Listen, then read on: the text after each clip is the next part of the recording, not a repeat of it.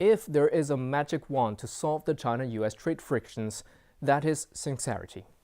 At a working dinner under global spotlight, Chinese President Xi Jinping and his US counterpart Donald Trump managed to reach consensus over their country's economic and trade issues. The consensus demonstrates that as long as the two sides have sincerity, there is a way out. China-US relations are at a critical moment. This meeting was the first face-to-face interaction between the two heads of state since trade ties between the world's two largest economies became frayed in March this year.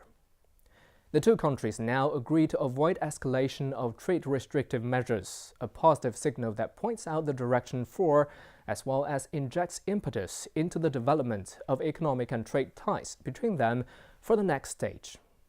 This round of China-US economic and trade frictions has lasted for more than 8 months. During the period, a previous consensus was later torn up by the United States, and recently in particular, the White House made some different voices, triggering concerns about the prospects of China-US relations.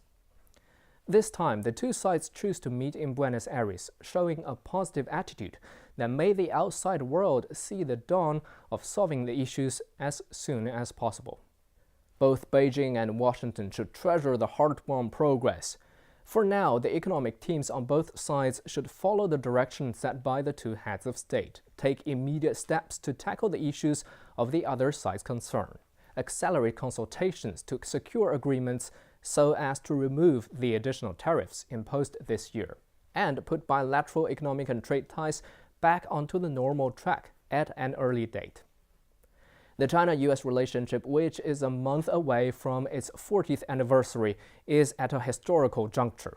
Considering the size of their economies as well as the complexity of bilateral ties, there is yet a long way ahead before a final solution acceptable by both sides is found.